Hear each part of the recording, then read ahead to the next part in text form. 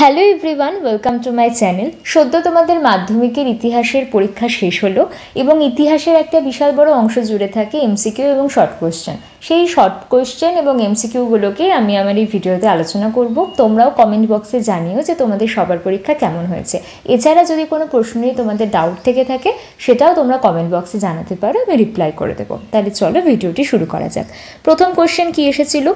Halhed রচিত a grammar of the Bengal language বইটি ছাপা হয়েছিল কোথায়? তাহলে বইটি ছাপা হয়েছিল হুগলিতে। গয়ের যে উত্তর সেটা হবে। পরবর্তী প্রশ্ন, মাসিক সন্দেশ পত্রিকা প্রথম প্রকাশিত হয় কবে? মাসিক সন্দেশ পত্রিকা প্রথম প্রকাশিত হয় 1913 খ্রিস্টাব্দে। ঘয়ের যে উত্তর সেটা। পরবর্তী প্রশ্ন কি বলছে? কৃষক প্রজা পার্টি গঠন করেছিলেন কে? কৃষক প্রজা পার্টি গঠন করেছিলেন ফজলুল হক। পরবর্তী প্রশ্ন, স্বামী বিদ্যানন্দ বিহারে কৃষক আন্দোলনের নেতৃত্ব দিয়েছিলেন। স্বামী বিদ্যানন্দ বিহারে কৃষক আন্দোলনের নেতৃত্ব দিয়েছিলেন কোন আন্দোলনে? তাহলে আমরা জানি অসহযোগ আন্দোলনে। Option number 2। পরের প্রশ্ন কি বলছে? বাংলা শ্রমিক আন্দোলনের সঙ্গে যুক্ত ছিলেন কে? বাংলা শ্রমিক আন্দোলনের সঙ্গে যুক্ত ছিলেন লালা লাজপত রায়। 6 প্রশ্ন বলছে, কোল বিদ্রোহ 1831 থেকে 32 দমনে কোম্পানি সেনাবাহিনীর নেতৃত্ব কে দিয়েছিলেন? তাহলে আমরা জানি কোম্পানি সেনাবাহিনীর নেতৃত্ব দিয়েছিলেন ক্যাপ্টেন উইলকিনসন। বাংলার নানা সাহেব নামে কে পরিচিত ছিলেন? এটা খুব কমন প্রশ্ন ছিল। বাংলার নানা সাহেব হিসেবে পরিচিত ছিলেন রামরতন মল্লিক। অপশন নাম্বার ঘ। ঔপনিবেশিক ভারতের প্রথম রাজপ্রতিনিধি কে ছিলেন? ঔপনিবেশিক ভারতের প্রথম রাজপ্রতিনিধি ছিলেন লর্ড বেন্টিং। অপশন নাম্বার খ। বঙ্গভাষা প্রকাশিকা সভার কার্যকলাপের সঙ্গে যুক্ত ছিলেন। বঙ্গভাষা প্রকাশিকা সভার কার্যকলাপের সঙ্গে যুক্ত ছিলেন কালীনাথ রায় চৌধুরী। এই অপশনটা। বিরূপব্রজ গ্রন্থটির সঙ্গে কে যুক্ত ছিলেন? বিরূপব্রজ গ্রন্থটির সঙ্গে যুক্ত ছিলেন গগনেন্দ্রনাথ ঠাকুর। অপশন নাম্বার ঘ। বঙ্গলক্ষ্মীর ব্রতকথা রচনা করেন। বঙ্গলক্ষ্মীর ব্রতকথা রচনা করেছিলেন রামেন্দ্র সুন্দর ত্রিবেদী। ক্ষয়ের উত্তরটা। জয়শ্রী পত্রিকার সম্পাদিকা কে ছিলেন? জয়শ্রী পত্রিকার সম্পাদিকা ছিলেন লীলা নাগ। কয়েকটা। 13 নম্বর প্রশ্নতে আমরা যাব। সূর্যসেন শহীদ হন কবে? সূর্যসেন শহীদ হয়েছিলেন 1934 খ্রিস্টাব্দে। 14তে কি বলছে? ব্রিটিশ পার্লামেন্ট ভারতীয় স্বাধীনতা আইন কবে পাশ করেছিল? ব্রিটিশ পার্লামেন্ট ভারতীয় স্বাধীনতা আইন পাশ করে 5ই জুলাই। কোথায় গেল? 1947-এর। এই ক্ষেত্রে উত্তর হবে 18ই জুলাই 1947। 5ই জুলাই এটা এসেছিল। 5ই জুলাই, 5th of July 1947 এটা এসেছিল এবং এটি কার্যকরী হয় কবে? 18ই জুলাই 1947-এ। পরবর্তী প্রশ্ন কি? রাজ্য পুনর্গঠন কমিশনে 1953 সভাপতি কে ছিলেন? তাহলে আমরা জানি 1953 সভাপতি ছিলেন ফজল আলী। ঘয়েরটা। প্রথম বাংলা দৈনিক সংবাদপত্র কোনটি? প্রথম বাংলা দৈনিক সংবাদপত্র হলো সংবাদ প্রভাকর। গয়েরটা। বঙ্গদর্শন প্রথম প্রকাশিত হয়। বঙ্গদর্শন প্রথম প্রকাশিত হয় 1872 খ্রিস্টাব্দ। ঘ। হিন্দু মেট্রোপলিটন কলেজ 1853 খ্রিস্টাব্দ প্রতিষ্ঠা করেন কে? আমরা জানি বিদ্যাসাগর বা ঈশ্বরচন্দ্র বিদ্যাসাগর। গয়েরটা। 19-এরটা কি বলছে? কলকাতা মেডিকেল কলেজ প্রতিষ্ঠার জন্য জমিদান কে করেছিলেন? কলকাতা মেডিকেল কলেজ প্রতিষ্ঠার জন্য জমিদান করেন মতিলাল শীল। ঘয়েরটা। দ্য রিফর্মার পত্রিকার সম্পাদক ছিলেন প্রসন্ন কুমার ঠাকুর। এখানে আমাদের 20টা শর্ট কোশ্চেন বা এমসিকিউ শেষ হচ্ছে। এবার আমরা যাব বিভাগ ক্ষয়ে। বিভাগ ক্ষয়ে কি বলছে? প্রশ্নগুলি উত্তর দাও। উপবিভাগ থেকে অন্তত একটি করে মোট 16টা প্রশ্নের উত্তর দিতে হবে। তাহলে যতগুলো উপবিভাগ রয়েছে সেখান থেকে অন্তত একটা করে সবগুলো থেকে অ্যাটেন্ড করতে হবে এবং টোটালে মিলিয়ে 16খানা প্রশ্নের উত্তর আমাকে দিতে হবে। প্রথমটা বলছে ঠিক বা ভুল নির্ণয় করো। ঠিক বা ভুল? স্বামী সহজানন্দ ছিলেন বারদৌলি আন্দোলনের অন্যতম নেতা। তাহলে এটা হচ্ছে ভুল, তো আমি ক্রস দিলাম। নিখিল ভারত ট্রেড ইউনিয়ন কংগ্রেসের প্রথম সভাপতি ছিলেন চিত্তরঞ্জন দাস। এটাও হচ্ছে ভুল, তো আমি ক্রস দিলাম। কৃষ্ণকুমার মিত্র ছিলেন অ্যান্টি সার্কুলার সোসাইটির সভাপতি। ইট ইজ ট্রু, তো টিক মারলাম। All India scheduled caste federation প্রতিষ্ঠা করেন বি.আর. আম্বেদকর। ট্রু। আচ্ছা, তো টিক মারলাম। উপবিভাগ 2 থেকে কি বলছে? একটি স্থানীয় ইতিহাস গ্রন্থের নাম লেখো। আমরা লিখতে পারি রাজতরঙ্গিনী হলো একটি স্থানীয় ইতিহাস গ্রন্থ যেটি কলহনে রচিত। আচ্ছা, দ্বিতীয় প্রশ্ন, কোন বছর ভারতে প্রথম রেল যোগাযোগ শুরু হয়? তাহলে এটার উত্তর হবে 1853 সালে ভারতে প্রথম রেল যোগাযোগ শুরু হয়েছিল।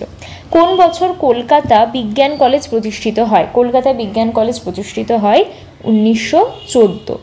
1914 বা 1914। সেকেন্ড কোয়েশ্চেন, কোন বিদ্রোহে সুই মুন্ডা নেতৃত্ব দেন? তাহলে আমরা জানি কোল বিদ্রোহে সুই মুন্ডা নেতৃত্ব দেন। পরবর্তী প্রশ্ন কি, ক স্তম্ভের সঙ্গে খ স্তম্ভ মিলাতে হবে। এই জায়গাটাকে একটু ইগনোর করতে হবে, এটা যেখান থেকে আমি কোশ্চেন পেয়েছি সেখানে দেওয়া ছিল। দেখো, ক স্তম্ভের সঙ্গে খ স্তম্ভকে মিলালে কি হবে? প্রথমে সবার আগে যেটা সহজ সেটা আমরা করে নিতে পারি, বিদ্যাসাগর। বিদ্যাসাগর কিসের সঙ্গে জড়িত ছিলেন? নারী শিক্ষা, তাহলে 2-এরটা হবে 4-এর সঙ্গে। পরবর্তী প্রশ্ন হচ্ছে মিনু মাসানি। মিনু মাসানি কে ছিলেন? তিনি কংগ্রেস সমাজতন্ত্রী দলের একজন সঙ্গে জড়িত একজন অন্যতম ব্যক্তিত্ব ছিলেন। কল্পনা দত্ত কিসের সঙ্গে জড়িত ছিলেন? বিপ্লবী কার্যকলাপের সঙ্গে। এবং কৃষ্ণমোহন বন্দ্যোপাধ্যায় ছিলেন ভারত সভার সঙ্গে। তাহলে আমরা যদি একবার লিখি তাহলে কি দাঁড়াবে? 1-এরটার সঙ্গে 2, 2-এর সঙ্গে 4, 3-এর সঙ্গে 1 এবং 4-এর সঙ্গে 3। এই হচ্ছে কলাম। পরবর্তী বিভাগে যাব, উপবিভাগে। পরবর্তী বিভাগ ছিল মানচিত্র, চিহ্নিতকরণ। আচ্ছা, এটাকে আমরা স্কিপ করব। তারপরে কি বলছে? বিবৃতিগুলোর সঙ্গে সঠিক ব্যাখ্যাটি নির্বাচন করতে হবে, অর্থাৎ একটি করে বিবৃতি দেওয়া রয়েছে এবং তার যে সঠিক ব্যাখ্যা সেইটিকে আমাদেরকে বের করতে হবে। হিন্দু পেট্রিয়ট ছিল 19 শতকের দ্বিতীয়ার্ধে কলকাতা থেকে প্রকাশিত একটি ইংরেজি সাপ্তাহিক পত্রিকা। তাহলে এটার ব্যাখ্যা কি হবে? ব্যাখ্যা হবে এইটা, কারণ এটি ছিল একটি স্বাধীন, সাহসী এবং প্রগতিশীল সংবাদপত্র। দ্বিতীয় প্রশ্ন, 19 শতকের বাংলায় একটি উল্লেখযোগ্য ঘটনা হলো নব্যবঙ্গ দলের আবির্ভাব। এটা বিবৃতি, এটার ব্যাখ্যা কি হবে? 19 শতকের বাংলায় ইংরেজি শিক্ষিত ছাত্র নববঙ্গ নামে পরিচিত ছিল। এটি ছিল ডিরোজিও কর্তৃক প্রতিষ্ঠিত কলকাতার তরুণ ছাত্রদের একটি দল। হিন্দু কলেজের শিক্ষক ডিরোজিওর ছাত্রগণ যৌথভাবে নববঙ্গ নামে পরিচিত ছিল। তাহলে এইটা। পরবর্তী প্রশ্ন কি, 19 শতকের প্রথমার্ধে বাংলার প্রকাশকগণ তাদের পুস্তক বিক্রয়ের জন্য ফেরিওয়ালাদের উপর নির্ভরশীল ছিলেন। এটার ব্যাখ্যা কি হবে? কারণ ওই সময় ফেরিওয়ালাদের মাধ্যমে অধিক সংখ্যক মানুষের কাছে বই পৌঁছানো ছিল সহজ এবং সুলভ। তাহলে এটার উত্তর হবে এইটা। পরবর্তী প্রশ্ন কি বলছে? 1949 খ্রিস্টাব্দে জানুয়ারি মাসে জুনাগড় রাজ্যটি ভারতীয় ইউনিয়নের অন্তর্ভুক্ত হয়। তার কারণ বা তার ব্যাখ্যা করলে আমরা জানতে পারি ইতিহাস থেকে, কারণ জুনাগড় রাজ্যটির জনগণ গণভোটের মাধ্যমে ভারতীয় ইউনিয়নে যোগদানের সিদ্ধান্ত গ্রহণ করেছিল। সেই কারণে 1949 খ্রিস্টাব্দে জানুয়ারি মাসে এই রাজ্যটি ভারতীয় ইউনিয়নের অন্তর্ভুক্ত হয়েছিল। এখানটাতে আমাদের 1 মার্কের যে শর্ট কোয়েশ্চেন সেগুলো শেষ হচ্ছে এবং বিভাগ গয়ে আমরা দেখব যে 2 মার্কের কিছু প্রশ্ন রয়েছে, যার মধ্যে থেকে কয়েকটা আমি আলোচনা করে দিচ্ছি। বারাসাত বিদ্রোহ ব্যর্থ কেন হয়েছিল? বারাসাত বিদ্রোহের ব্যর্থতার পিছনে আমরা কারণ বলতে পারি ব্রিটিশ দমন নীতি, জমিদারদের সঙ্গে সংঘাত, আঞ্চলিক সীমাবদ্ধতা। এইগুলো ছিল কিছু মুখ্য কারণ বারাসাত বিদ্রোহের ব্যর্থতার পিছনে। আমি যে কি পয়েন্ট যেগুলো সেইগুলো খানিকটা লিখে দিচ্ছি। ব্রিটিশ দমন, আর বললাম জমিদারদের সঙ্গে সংঘাত, জমিদারদের সাথে সংঘাত। আচ্ছা, আর এবং পরবর্তী কি? আঞ্চলিক সীমাবদ্ধতা, অর্থাৎ বারাসাত বিদ্রোহ একটি নির্দিষ্ট অঞ্চলের মধ্যে সীমাবদ্ধ ছিল, সেই কারণে এই বিদ্রোহের যে প্রসার সেটি বেশি দূর হতে পারেনি। আঞ্চলিক সীমাবদ্ধতা। এবার এগুলো হচ্ছে কিছু মেন কি পয়েন্ট। পরবর্তী প্রশ্ন, সাঁওতাল বিদ্রোহ 1855 থেকে 56, তার গুরুত্ব কী ছিল?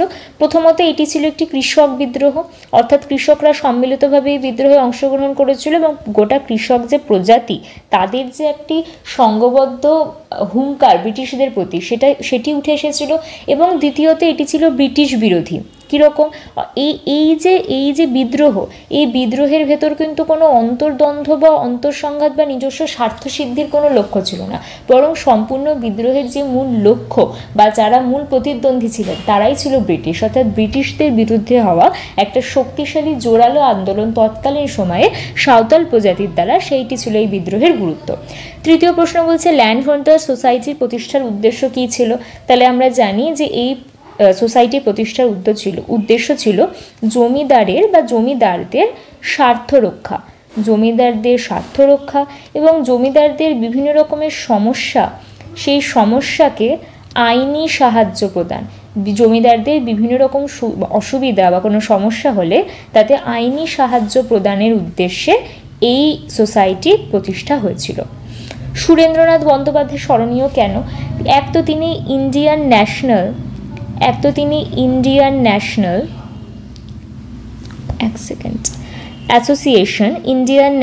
অ্যাসোসিয়েশন প্রতিষ্ঠা করেন। এবং এছাড়া তিনি ছিলেন তৎকালীন সময়ে ব্রিটিশ বিরোধী সংগ্রামের একজন উল্লেখযোগ্য ব্যক্তিত্ব, যাকে আমরা মুকুটহীন রাজাও বলে থাকি, সেটা আমি আর লিখলাম না, সেজন্য সুরেন্দ্রনাথ বন্দ্যোপাধ্যায় আমাদের কাছে স্মরণীয়। অলিন্দ যুদ্ধ বলতে কি বোঝায়? অলিন্দ যুদ্ধ বলতে আমরা বুঝি রাইটার্স বিল্ডিংয়ের অলিন্দে বা রাইটার্স বিল্ডিংয়ের যে অন্তর, সেইখানটাতে আমাদের বিনয়, বাদল, দীনেশ এদের যৌথ অভিযানে জেনারেল সিমসন হত্যা এবং তাদের মধ্যবর্তী যে যুদ্ধ, সেটি সাধারণত অলিন্দ যুদ্ধ নামে পরিচিত। আচ্ছা, এটা আমি মুখে বলে দিলাম। কি উদ্দেশ্যে নারী কর্মমন্দির প্রতিষ্ঠিত হয়েছিল? নারী কর্মমন্দির প্রতিষ্ঠিত হওয়ার পিছনে মূল কারণ ছিল নারীদের জাতীয় সেবাতে প্রশিক্ষণ এবং দেশপ্রেমে উদ্বুদ্ধ করা। নারীদের জাতীয় সেবাতে প্রশিক্ষণ এবং দেশপ্রেমে উদ্বুদ্ধ করা, বা তাদের ভেতর যে দেশাত্মবোধক যে ভাব, সেটিকে সঞ্চার করা। শেখ আবদুল্লাহ কে ছিলেন? শেখ আবদুল্লাহ ছিলেন একজন কাশ্মীরের রাজনীতিবিদ এবং তিনি ভারতীয় যে জম্মু কাশ্মীরের রাজনীতি, সেখানটাতে তিনি সক্রিয় ভূমিকা পালন করেন। তাকে কাশ্মীরের সিংহ বলা হয়। কাশ্মীরের সিংহ হিসাবেও তিনি পরিচিত। এগুলো আমি জাস্ট কিছু কি পয়েন্টস বলছি, তোমরা উত্তরগুলো আশা করি গুছিয়ে লিখেছো এরকমই আশেপাশে। দার কমিশন 1948 কেন গঠন করা হয়েছিল? ভাষাগত ভিত্তিতে রাজ্য পুনর্গঠনের উদ্দেশ্যে দার কমিশন 1948 খ্রিস্টাব্দে গঠিত হয়েছিল। পরবর্তী প্রশ্ন কি? মানুষের খাদ্যাভ্যাসের উপর ভৌগোলিক পরিবেশের প্রভাব কতটা? এটা আমরা জানি, খুব সহজ একটি প্রশ্ন। আধুনিক ভারতের ইতিহাস রচনার উপাদান রূপে বিপিনচন্দ্র পালের আত্মজীবনী গ্রন্থ 70 বৎসর, এর গুরুত্ব কি? সেখান থেকে আমরা যা যা জানতে পারি, আধুনিক ভারত ইতিহাসের যে মূল এলিমেন্ট বা উপাদান, সেগুলি তৎকালীন সময়ের যে পরিস্থিতি বা পরিবেশ, সেইগুলো থেকে যে ধারণা পাই, সেটা আমাদের আধুনিক ভারতের ইতিহাসকে জানতে আরও সাহায্য করে। 11 নম্বর প্রশ্ন কি বলছে? হরিনাথ মজুমদার স্মরণীয় কেন? হরিনাথ মজুমদারকে আমরা জানি যে তিনি কাঙাল হরিনাথ নামেও পরিচিত। তৎকালীন বা বাংলা লোক সংস্কৃতির যে ধারক এবং বাহক, তাকে আমরা হরিনাথ মজুমদারের সঙ্গে আমরা অ্যাসোসিয়েট করতে পারি, অর্থাৎ বাংলা সংস্কৃতির লোকসংস্কৃতির ধারক ও বাহক হিসেবে হরিনাথ মজুমদার স্মরণীয়।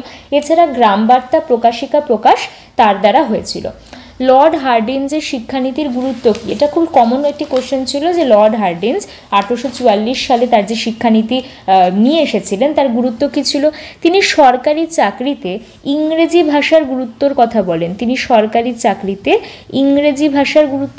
বলেন এবং যেহেতু তিনি এটা ক্লেম করেন যে ইংরেজি ভাষা যারা জানবে তাদেরকে সরকারি চাকরিতে প্রাধান্য দেওয়া হবে, তো তৎকালীন সময়ে যে মধ্যবিত্ত বাঙালি পরিবার, তাদের মধ্যে ইংরেজি শিক্ষার প্রতি প্রবল আগ্রহ দেখা যায়। পরবর্তী প্রশ্ন, বাংলা ছাপাখানার বিকাশে সুরেশচন্দ্র মজুমদারের অবদান কী ছিল? তিনি লাইনোটাইপ, এখানে লিখছি, তিনি লাইনোটাইপ নামে উন্নত বাংলা অক্ষর টাইপ করেন, যাতে আমাদের বাংলা যে ছাপাখানা বা তার যে বিকাশ, সেটি আরও ত্বরান্বিত হয়। রবীন্দ্রনাথ ঠাকুর কী উদ্দেশ্যে বিশ্বভারতী প্রতিষ্ঠা করেছিলেন? রবীন্দ্রনাথ ঠাকুরের বিশ্বভারতী প্রতিষ্ঠার পিছনে উদ্দেশ্য ছিল সংস্কৃতি, ভাষা, ধর্ম, জাতি সব কিছুর ঊর্ধ্বে গিয়ে মানুষের মধ্যে সহযোগিতার যে ভাব, সেটি সঞ্চারিত হোক। এছাড়া তিনি চেয়েছিলেন একটি সৃজনশীল এবং মুক্ত চিন্তার পরিবেশ।